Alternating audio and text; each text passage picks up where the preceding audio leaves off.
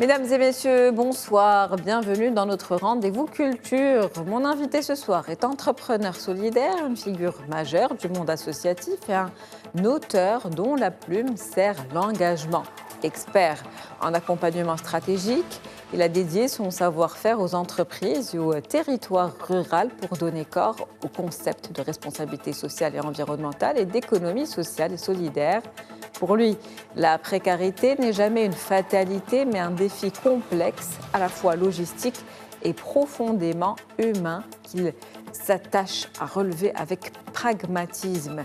Sa réflexion l'a mené à repenser la collaboration avec l'administration territoriale. Il explore avec passion l'idée que la réussite d'une dynamique locale repose sur l'implication des acteurs. Et pour impulser un changement réel et efficient, il faut toucher les cœurs autant que les structures. On va justement en parler ce soir avec vous, Mehdi Ben Abdjelil. C'est un plaisir de vous recevoir ce soir. Merci d'avoir accepté cette invitation. Merci à vous, ravi d'être là.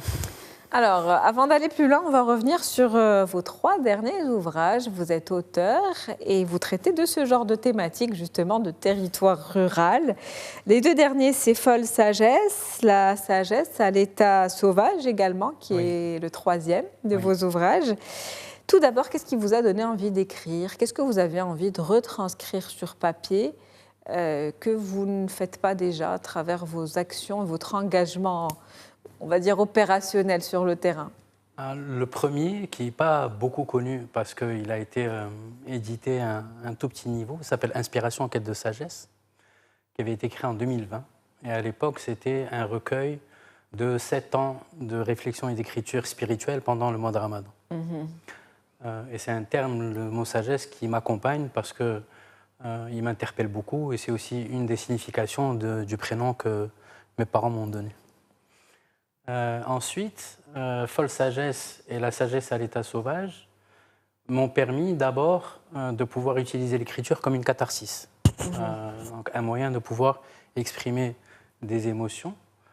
Folle sagesse, ça a été pour moi un outil merveilleux de pouvoir extérioriser un certain nombre d'émotions, de sentiments pendant près de 30 ans de ma vie, et puis d'expliquer pourquoi j'ai décidé, il y a 13 ans, de réorienter mon chemin de vie autour du monde rural. Déjà, le titre est particulier, Folle sagesse, 2 termes qu'on n'associe pas souvent. J'aime les oxymores. Et la petite histoire, c'est que c'est ma fille Lila, qui a maintenant 14 ans. Quand j'avais montré le livre en été 2023, quand elle a vu la couverture, elle m'a dit « Papa, il y a quelque chose qui manque ». Et je lui ai dit « Ah bon ?» J'étais tellement fier du titre. Elle m'a dit « Oui, il manque un S ». Et là, je commence à rigoler et je lui dis, toi, tu connais bien ton papa. Et j'ai rajouté le S parce qu'effectivement, plusieurs niveaux de folie ou plusieurs sagesses. Et c'est aussi quelque chose qui explique bien la nature de mon engagement. La sagesse à l'état sauvage, lui, il a une particularité, c'est que d'abord, il met aussi en avant un certain nombre de témoignages. Donc, ce n'est pas que Mehdi qui va parler. La deuxième qui est importante, c'est que c'est un témoignage de 2 ans en zone séisme. Et s'il y avait un besoin de catharsis pour Folle sagesse, la sagesse à l'état sauvage, lui, le besoin s'est démultiplié parce que ça a été très, très dur pour moi, en l'occurrence, de voir ce que j'ai pu voir et de vivre ce que j'ai pu vivre. Et c'est aussi, pour les deux, un outil extraordinaire pour pouvoir lever des fonds. Parce que je suis profondément convaincu que l'art, la culture et le sport sont des vecteurs de solidarité. Folle sagesse l'a permis, parce qu'au jour d'aujourd'hui, il a dépassé plus de 150 000 dirhams donnés à l'association.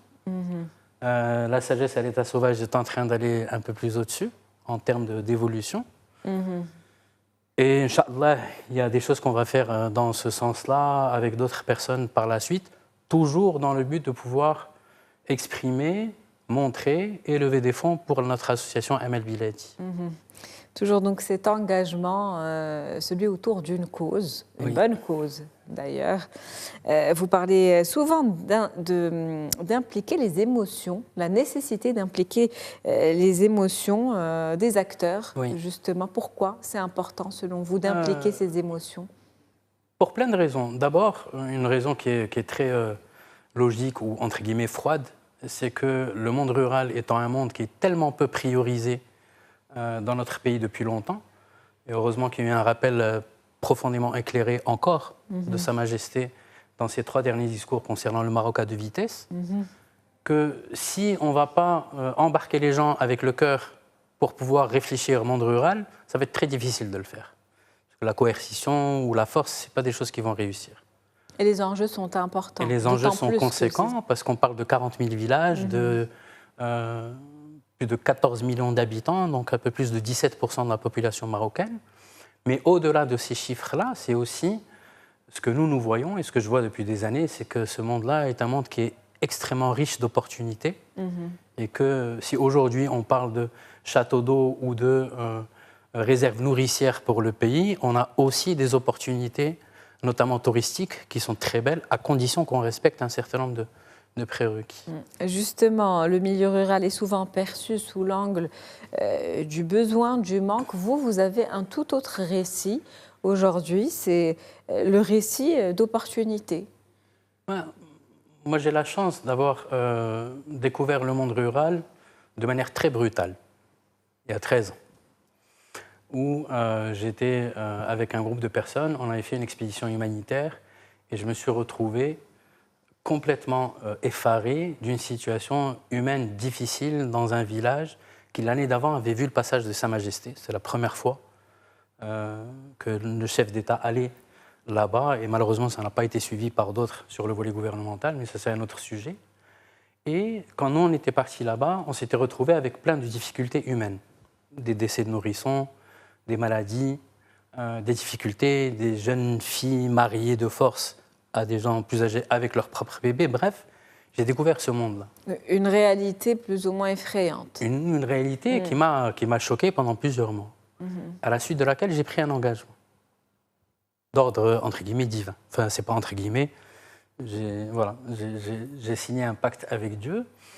Et au lieu de dire « ça va pas bien », j'ai dit « il y a de très belles choses ». Et effectivement, quand on voit notre pays et la pluralité et la beauté de ces paysages, on ne peut pas ne pas identifier des opportunités pour des personnes qui aiment ça.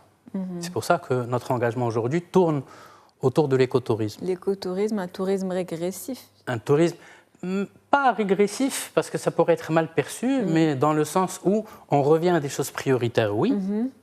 Aujourd'hui, c'est plus un tourisme régénératif. C'est-à-dire que la personne qui va venir, en plus du fait de vouloir dormir dans un endroit qui est construit avec des matériaux écologiques, de manger des choses saines, de pouvoir se promener, elle va aussi vouloir apporter une contribution à l'écosystème. D'où la bonne nuance régénérative. Oui, ouais, c'est un concept qui commence à poindre en Europe.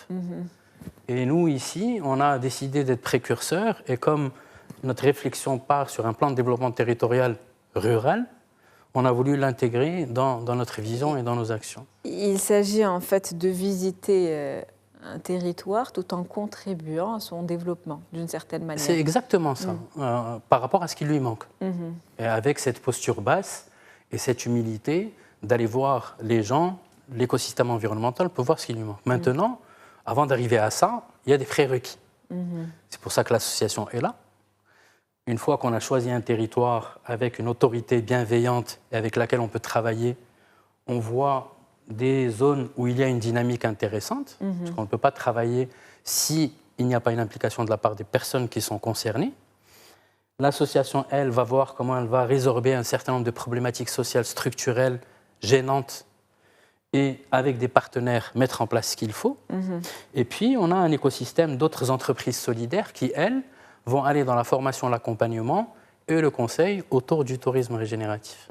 Et justement, quelles sont les compétences prioritaires que vous cherchez à transmettre aux populations rurales? Déjà, quand on parle de rural, ce terme, il a une certaine spécificité. Quelle est-elle? Parlez-nous de ce terme, déjà. On a différents niveaux ou leviers d'intervention. Si on vient sur le levier, entre guillemets, grand, pour les grands, aujourd'hui, notre orientation se base autour du tourisme écologique. Et pour arriver au tourisme écologique, on a besoin de construction, donc de construction écologique. On a besoin d'agriculture écologique et on a besoin de valoriser l'artisanat et les produits du terroir. Pourquoi? Parce que quand on va dormir dans un endroit, il y a la construction, il y a ce qu'on va manger, ce qu'on peut acheter, comment on va dormir, etc. Donc ça, c'est les principes. Donc aujourd'hui, Amel Biladi et ses partenaires, les entreprises solidaires qui font partie de l'écosystème, sont en train de dessiner des formations certifiantes pour pouvoir les déployer dans les prochains mois à l'inauguration de notre premier centre communautaire, qui s'appelle la Maison des Étoiles. La Maison des Étoiles, c'est le cœur de chaque projet pilote de développement dans une commune. Inch'Allah, là, il y en a une qui va bientôt commencer en termes de construction à Taloudens. Et on est très heureux parce qu'après avoir passé près de 3 ans post-séisme, aujourd'hui, on a quelque chose qui permet d'entrevoir autre chose que la gestion séisme. On prévoit de faire ça au niveau de l'Haouz. Et puis, Taounet et l'Arej sont des conventions signées avec les autorités où on va y aller petit à petit. Après, on ne peut pas occulter quelque chose d'important, c'est les enfants. C'est les premiers concernés. Bien sûr. Et pour eux, on a lancé un programme qui s'appelle Noujoum. J'allais y venir, mais c'est bien que vous en parliez. Parlez-nous de ce programme, justement. Il ne nous reste plus que 2 minutes, donc il faut l'aborder. Noujoum, c'est lié à la Maison des Étoiles, et c'est un programme où on va récompenser les meilleurs enfants de 7 à 18 ans en offrant des cadeaux grâce à nos partenaires, en incentivant les instituteurs qui ont les enfants qui ont le meilleur résultat, en cadeaux, en formation. Et une fois, Inch'Allah, que chaque année, les bacheliers, 2-3 bacheliers, c'est voir comment financer des bourses pour leur permettre de gérer transport et logement dans des écoles et des universités avec lesquelles on est en train de discuter au Maroc. Voilà, donc on a d'un côté le programme Noujoum pour les enfants. La contrepartie pour les bacheliers, c'est que quand ils reviennent pendant les vacances, ils font du mentorat au niveau de la Maison des Étoiles, ou s'ils veulent, ils montent un projet entrepreneurial. Et le reste, c'est développer une dynamique écotouristique. Pour créer une nouvelle dynamique, voilà, absolument. C'est exactement ça. Pour créer plusieurs hubs régionaux, on va dire. Oui, on n'a pas encore cette ambition en parlant de hub, mais le terme est très beau. Quand on parle de la jeunesse, c'est c'est les adultes de demain, c'est exactement le futur. ça. Inch'Allah, quand on va réussir les premiers pilotes, on est aujourd'hui en train de voir comment on va dupliquer. Et ce qui nous fait extrêmement plaisir, c'est que chacune des provinces avec lesquelles on a initié cette réflexion, voire cette convention, les autorités nous disent « ce projet nous intéresse beaucoup, on va vous aider pour le réussir, pour le dupliquer dans d'autres communes ». Et justement, j'imagine que la formation occupe une place prioritaire parce que le premier besoin, c'est celui d'être formé, c'est celui de l'éducation en fait pour ces enfants qui doivent devenir des adultes aptes, ayant les compétences pour pouvoir à nouveau devenir des leaders et inspirer une autre nouvelle génération. Alors oui, effectivement. Alors on a les enfants, la Maison des Étoiles, soutien scolaire, créativité, formation, incentive. Et on ne veut pas réinventer la roue. Il y a déjà aujourd'hui des acteurs associatifs qui font des choses magnifiques pour les enfants. On est en train de les inviter pour travailler avec eux. Les grands, c'est l'Académie rurale d'excellence, notre cabinet de formation et d'accompagnement, autour notamment de ces 5 métiers qui vont former. Et une fois que la cohorte obtient sa certification, on les aide à monter une entreprise ou une coopérative qu'on accompagne pendant 3 ans. Pourquoi 3 ans? Parce qu'en dessous de 3 ans, il y a un risque de 92% que le projet meure. Et nous, on veut faire réussir ça. Et puis, il y a d'autres choses aussi qui vont arriver. On en parlera à l'occasion d'un autre entretien. Pourquoi pas, Inch'Allah. Merci à vous, Mehdi Ben Abdelali. C'était un plaisir de vous avoir comme invité ce soir. Merci infiniment. Je rappelle que vous êtes président fondateur de l'association Amel Biladi. Vous êtes également auteur et un entrepreneur solidaire. Et on a effectivement vos livres qu'on a fait également défiler en background tout au long de cet entretien. C'était un plaisir. Merci infiniment.